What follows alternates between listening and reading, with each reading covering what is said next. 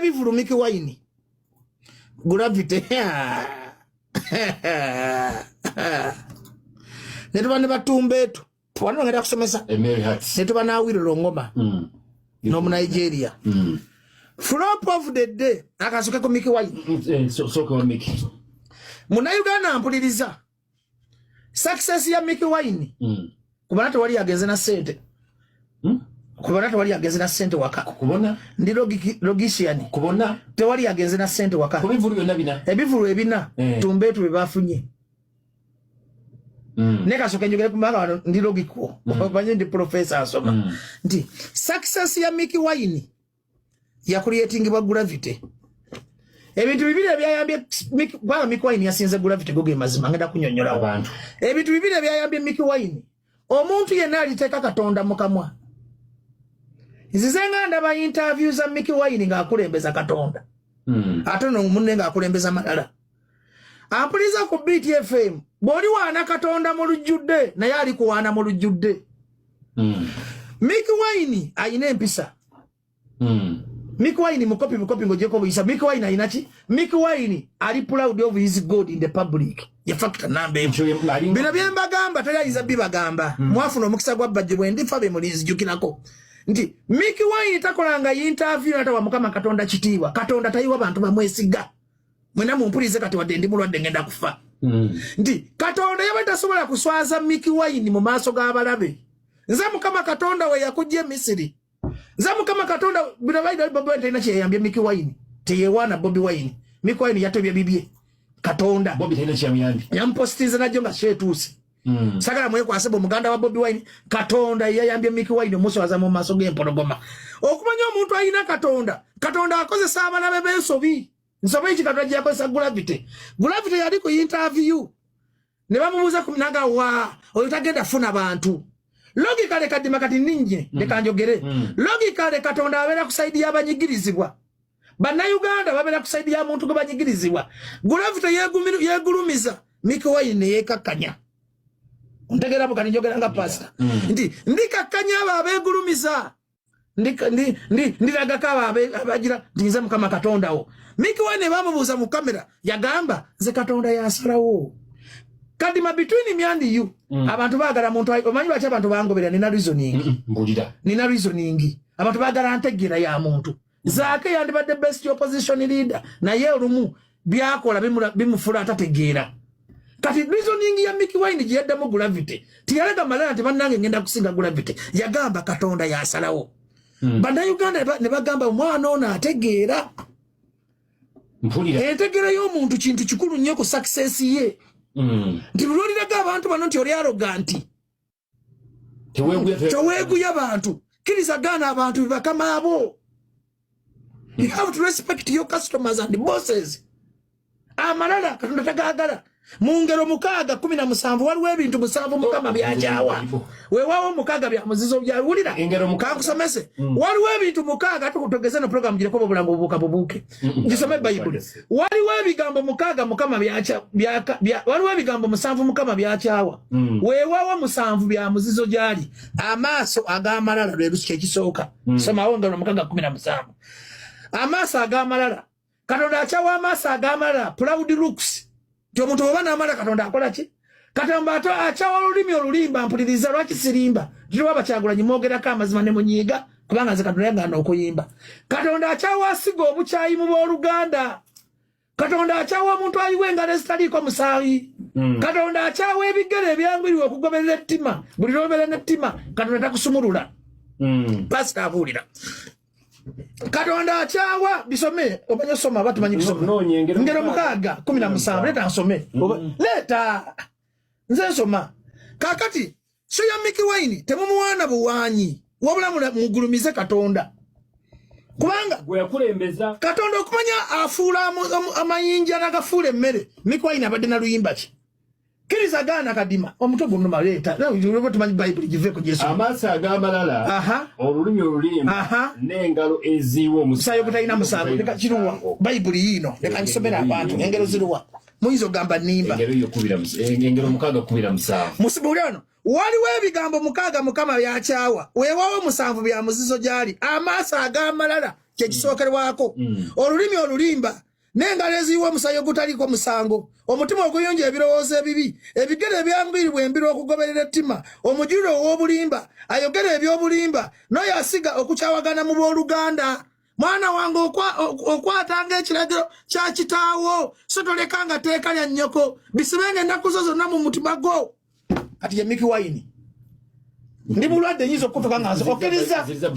bantu banyinkulimba ngo kikoze kundabisa akati omukulu akikoze kundabisa ati nga bafarisi information aswalidde nze nkukuba kati mankukubira byoli sera mu Bible nkukubira balina enkwe kasajja gwo oyina enkwe sulati namuli musulati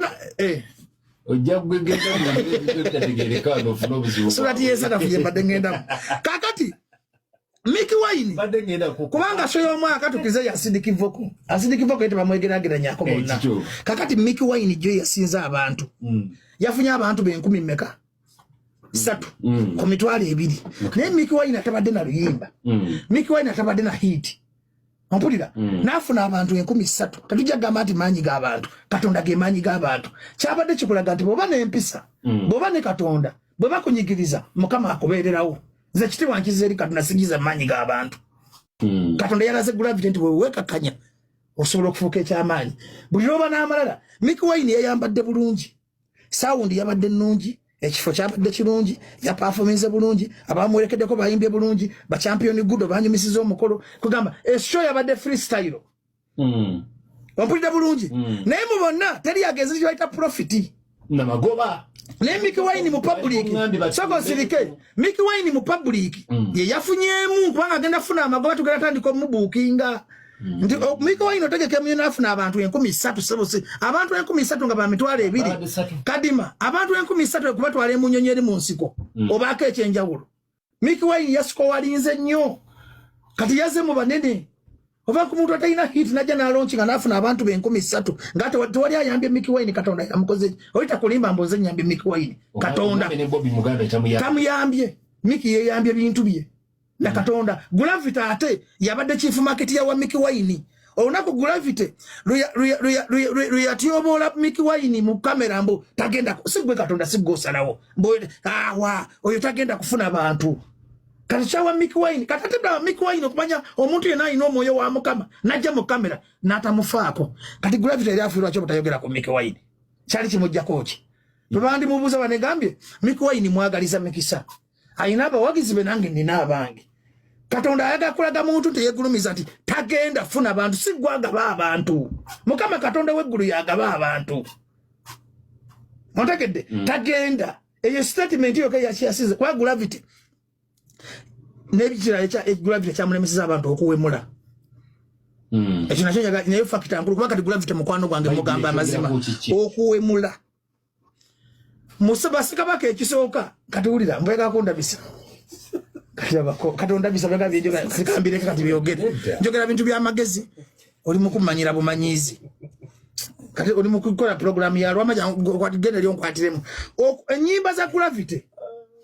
yakifula paso ndayino kuyimba ngenyimba ezikola ki eziwemula auto wali mukisa gwa mukama embaga ya isimana auto wali mukisa gwa ki okwepicha kuba kwakola ompulira okwepicha kuba kwakola atosobola kuzako bintu birala bikola ki content kintu kikulu kadi masinga nali sija ku radio nga mpemula abazadde ekituufu singa nali mbera ku radio nga nkoso olulimi oluwemula singa katonda yanzija kodda ekisaaki akazindaalo katonda okwata ebitundu byekyama n'abikweka natabiteeka mu face ne bamalayo obutafumbirwa busibe kwini bonna bolaba butafumbirwa kutambuliza bintu mukama bye yabawa bweru that's why buli muntu azanya blue move badisaya luzindaalo n'abapolitani nekolo bonna buli muntu yeyambuddeko mu public nga akikoze intentionally naga kanteke yakatambi ifuna erinnya mukama yamujjako ekisa tosobola kubanga buli sawo oyimba nnyimba za kuwemula. That is bad. Maika nagame njogera mazima. Mukwano gwo mweyambulira. Mukwano simweyambu mugamba mazima. Gravity kyasobola okudda tugenda muwe emirimu. Tabelero nabera depressed for tuli bakwano be. Ne yakyusa mu content. Kwa yajja yimbe nyimbe za makole za Paul Kafero. Kati yakola yo kwepicha ne bikwatayo. Na Rosa nti byajokola ki. Ebyabadde factor neti ye kwasa Bobby Wine. Naye mugamba Bobby Wine yagaja abantu wa Gravity nedda. Bobby Wine sikatonda katonda. Ali mu kutereza Uganda ngaita mu entertainment industry. Mwabayimbi mwenna muwa abantu content owa magezi. Nti content kintu kikulu. Otegera kadima. Nti buloyimba nga musadde asula kujja mu kivule ekyo n'omukati abantu zadde olabye class yabadde wa Miki. Be bantu abayina sente basobola spending emitwalo 10. Kwa ogera musoya Miki wayini nga n'omwana wali naye bayi ba champion good of representing n'abaana. Bulokolanga ekintu mulowozeko ku next generation y'abantu nga bameka. Akidene bwembasiri mistikeni nga 10. Olukumi lwabaddeyo. 10. Kakati batumbetu babadde kulabonta wona wajjudde tumbetu baziyo n'amagoba Miki wayini yafunye abantu bangi 13 ne expense ekifo kya beyi ebyuma bya beyi city council ya beyi ne ate Miki aba afunye because afunye capital era Miki wayini genda maaso nga tuva ku Mukama Katonda we yakuwanguza kubanga abantu bangi Bobi Wine bawa drop ne bibalema katuki mpuliza bulungi oshekede bulungi lero randi mazegune tumale kali tuli kubayimbi ate tugenda kumala madde njagala oyogere ku kintu kya gravity nga gambe ebyuma bya bara byonna tujabyo kati tutandika ate ujira tugenda tukatuyogere n'abantu bano baba gambe baba bangi onsobera busobezi tuba tutandika program n'ogijeyo tukube bulango sibu bulango nze mwendya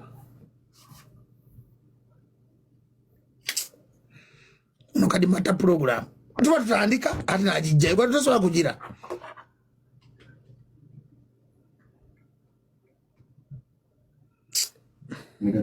yes obulango simwe tulya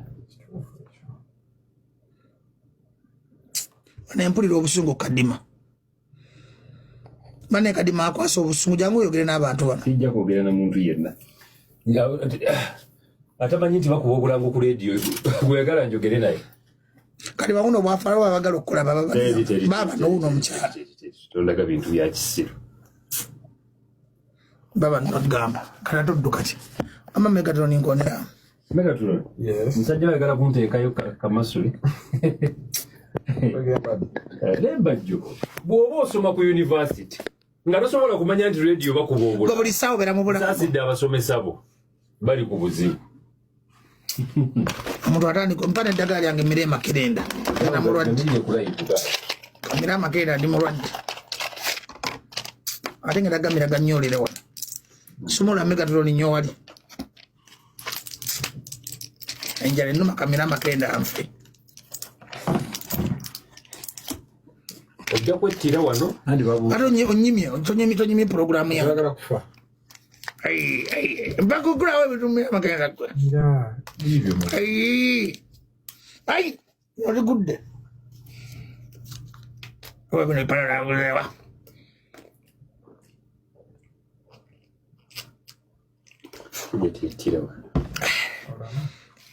HIV tablet chinga yimbo sirimu anu nawe ali kuluma sirimu kanume nawe ali kuluma mama gane wamwe gawonya sirimu nazino RVs zevomira so RVs ozirabye RVs muzirabye ayayaya nawe olirwala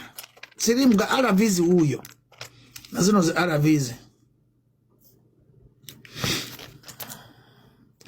sirimu ali kuluma ne kadima teka tukole tugende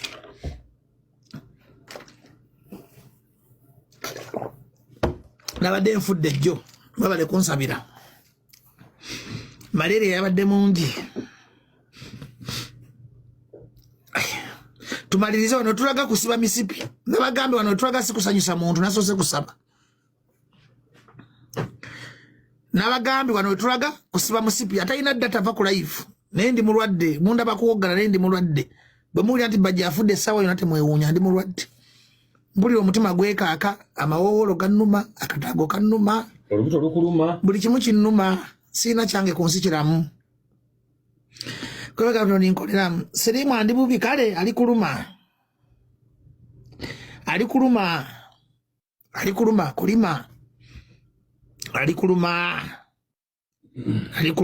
bandoga kale nabali kuloga tata bade ndi mukukola sagundi ina neka dimota shop tuddayo amako radio